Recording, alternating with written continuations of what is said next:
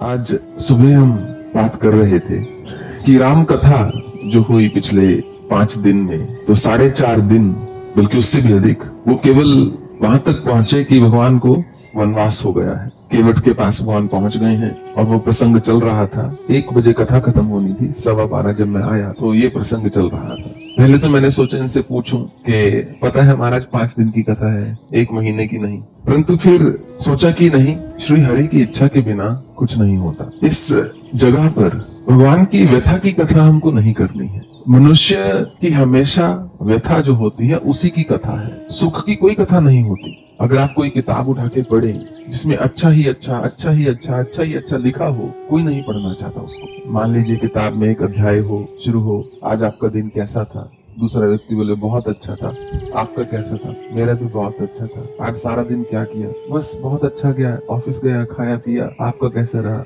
घर में बस काम किया, बहुत अच्छा रहा। कौन पढ़ना चाहता है इसको? कोई नहीं पढ़ेगा। तो सब कथा में जब तक व्यथा ना हो तब तक कथा नहीं बनती। परंतु आज श्री हरि भगवान का अवतरण दिवस है, तो इस स्थान पर भगवान की यही इच्छा है कि दुख की गाथाएं ना हो, सुख की हो। 4.5 दिन भगवान ने कथावाचक जो है उनको ऐसा घुमा कर रखा कि वो बस खुशी के ही प्रसंग बोलते रहे। सब जो सभा में सम्मिलित थे, जो यहाँ पर उपस्थित थे, केवल हास्य के प्रसंग सुनते रहे, केवल प्रसन्नता के प्रसंग सुनते रहे। क्योंकि कहीं ना कहीं भगवान ने बोला कि मेरे दुख की नहीं सुख की बात करो, मेरे विषाद की नहीं मेरे वैभव की बात करो, मेरे व्यथा की नहीं मेरे सत्ता की कथा करो। और ऐसा ही कुछ मनुष्य जीवन में होता है। निर्भर करता है आपको कौन सी कथा सुननी है और आपको कौन सी कथा सुनानी है। पहलू दोनों होंगे जीवन में, दुख के भी, सुख के भी, हर्ष के भी, शोक के भी, और सब प्रकार के, ऊपर नीचे,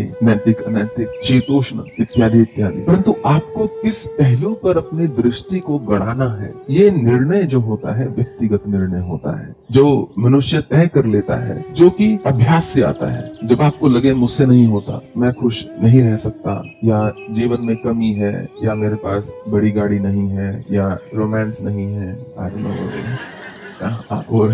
I think you meant charm in the morning maybe, या मुझे प्यार नहीं मिल रहा, या मुझे प्यार नहीं मिल रहा, या मुझे प्यार नहीं मिल रहा।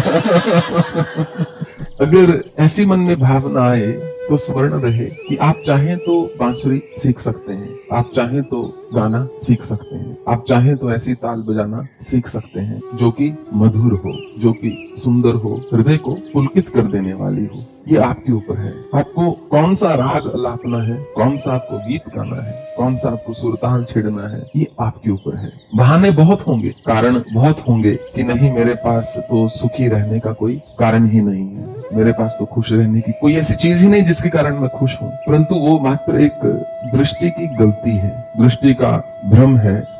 क्योंकि ऐसा कोई नहीं पृथ्वी पर, चाहे किसी भी अवस्था में क्यों ना हो, जो खुश ना रह सके। हृदय के ऊपर है, हमारे मानने के ऊपर है। एक सुप्रसिद्ध कहानी है, शायद आपने सुनी होगी। एक अस्पताल में एक ही कमरे में 2 व्यक्ति थे, और एक व्यक्ति जो था उसका जो पलंग था वो दीवार की ओर लगा हुआ था, दूसरे का खिड़की की ओर लगा हुआ था। और जो खिड़की की ओर था वो हमेशा खुश रहता था, जो दीवार की ओर था उसको हमेशा लगता था अरे मैं अगर खिड़की की ओर होता तो मैं भी खुश होता, मैं बाहर कितने सुंदर सुंदर दृश्य देखता। तो हमेशा खिड़की से वाले से पूछता कि बाहर जरा देख के बताओ तो क्या दिख रहा है। बोलता बहुत सुंदर एक उद्यान है, एक गार्डन है बहुत सुंदर, वहाँ पर कुछ पेड़ लगे हुए हैं, फल फूल पत्ती लगे हुए हैं, कुछ बच्चे जो हैं खेल रहे हैं, कुछ लोग जो हैं बैठे हुए हैं, अद्भुत दृश्य है। जो दीवार की ओर व्यक्ति था उस सुखद दृश्य को सुनकर सुखी होने की बजाय वो और दुखी हो जाता कि ये कितना भाग्यशाली है, ये देखो ये उस खिड़की से, उस झरोके से कितना कुछ देख रहा है। अब बीमार तो है ही, मरना तो इसको है ही, अगर ये पहले मर जाए तो कम से कम मैं खिड़की वाली जगह पर आ जाऊं। मनुष्य जो होता है ना, इच्छा में किसी की मृत्यु की कल्पना आराम से कर देता है। कहीं मैंने सुना था कि अगर प्यार में कभी आपने कत्ल करने की नहीं सोची तो आपने कभी प्यार नहीं किया। जिससे प्यार करते हो उसका गला घोटने के बारे में एक बार नहीं सोचा तो आपने प्यार नहीं किया। दूसरे का नहीं, जिससे प्रेम करते हो उसकी बात कर रहा हूँ। तो मनुष्य इच्छाएं जब प्रबल होती हैं तो उसको केवल अपना सत्य दिखता है, उसको मात्र वही दिखता है जो उसको प्रिय लगे, उसको हितकर लगे, उसको उचित लगे। और वो सोचे कि ये वैसे भी जाने वाला है, थोड़ा 4 दिन जल्दी चले जाए तो मैं आराम से खिड़की की ओर बैठूं। अब इसने इतना दृश्य देख लिया, मुझे भी मिलना चाहिए। प्रतिदिन जो खिड़की की ओर था, सुबह उठ के उसको बताता, आज सूर्य ऐसे उदय हो रहा है, आज ऐसे लालिमा दिख रही है सूर्य के उदय होने की, आज ऐसे बाहर से कुछ बच्चे दिख रहे हैं, कुछ बड़े लोग बैठे हुए हैं, कुछ बेंच पर लोग बैठे हुए हैं, और ऐसे पक्षी जो हैं पेड़ों पर चहचहा रहे हैं, खेल रहे हैं, तितलियां जो हैं मंडरा रही हैं फूलों पर। रोज उसको ऐसे दृश्य बताता, जिससे पूछता वो स्वयं था, पर जिससे उसका मन और जलता कि मैं वहां क्यों नहीं, बजाय कि वो उसका सुख ले सके जो उसको प्राप्त हो रहा है, उसको मात्र यही कि मैं यहाँ क्यों नहीं, मैं उस पलंग पर क्यों नहीं, यही व्यक्ति क्यों है। तो दैवी कारण से वो जो मरीज होता है, जो रोगी होता है, उसकी मृत्यु हो जाती है जो खिड़की की ओर है। और जैसे इस व्यक्ति को बताया जाता है कि तुम्हारा जो संगी है उसके प्राण पखेरु उड़ चुके हैं, तो उसके मन में एक शांति की लहर दौड़ उठती है। बोलता है नर्स से, इससे पहले कोई दूसरा रोगी आए मुझे जरा इस पलंग पे डाल दो, क्योंकि वो बिल्कुल चल फिर नहीं सकता। तो उसको उठा के दूसरे पलंग पे वो रख देते हैं। तो सबसे पहले वो बोलता है मेरा जो बेड है थोड़ा ऊंचा कर दो, मुझे बाहर की ओर देखना है, खिड़की से बाहर देखना है। खिड़की से बाहर देखता है तो बिल्कुल उसके साथ में सिर्फ 3 फुट की दूरी पर एक बहुत बड़ी दीवार होती है और कुछ भी नहीं होता। और वो नर्स से बोलता है ये क्या, यहाँ पर जो व्यक्ति था, जो दूसरा रोगी था, प्रतिदिन मुझे इतने सुंदर दृश्यों के बारे में बताता था, वो किसी और खिड़की से देख रहा था क्या, इसी खिड़की पर बैठा था, ये कि आज तो दीवार बनी हुई है इतनी बड़ी। नर्स ने बोला ये तो सदा से ऐसे ही है, पिछले कितने सालों से।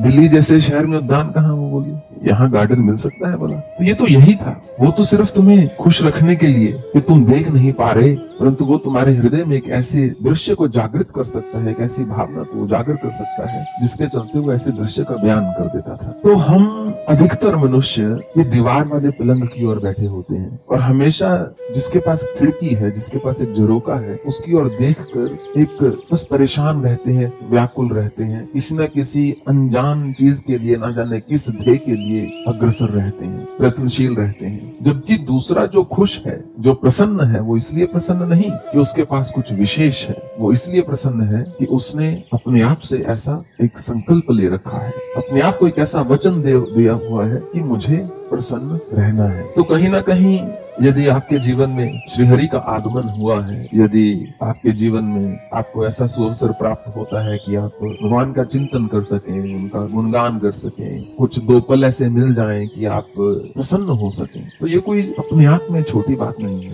ये बहुत बड़ी है। अगर इस सब के बावजूद भी आप हृदय के भीतर प्रसन्नता का अनुभव नहीं करते, मैं ये नहीं कह रहा कि आप 24 घंटे प्रसन्न रहिए, वो भी संभव नहीं है, पर 2-3 घंटे तो रह सकते हैं। अगर आपका दुख, अगर आपका दर्द जो है, अगर आपका विषाद पहले कुछ घंटे, फिर कुछ दिन, फिर कुछ सप्ताह, फिर कुछ महीने ऐसे ही चले जा रहा है और आप दुखी हैं, तो बस इतना याद रहे, कमी किसी और में नहीं, कमी मात्र आप में है। आज मैंने आपको सच बता दिया है, बस आपको जो याद रखना है वो ये है, कमी आप में है। I'm just joking. परंतु जब तक ऐसा चिंतन नहीं करेंगे तब तक खुश नहीं रह पाएंगे। इससे अधिक क्या हो सकता है बताइए, जो आपके जीवन में है पहले से, उससे अधिक और क्या हो सकता है, क्या हो जाएगा उससे अधिक। यहाँ पर ऐसे भी हैं जिनके पास अधिक से अधिक है, जो मनुष्य अधिक से अधिक सोच सके। इस सभा में ऐसे संपन्न लोग बैठे हुए हैं, उनके पास उससे भी अधिक है, और ऐसे भी हैं जिनके पास उतना अधिक नहीं है। परंतु जो मन की प्रसन्नता होती है,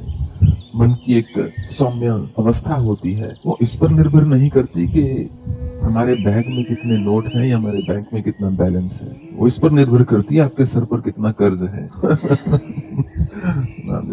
Be debt free,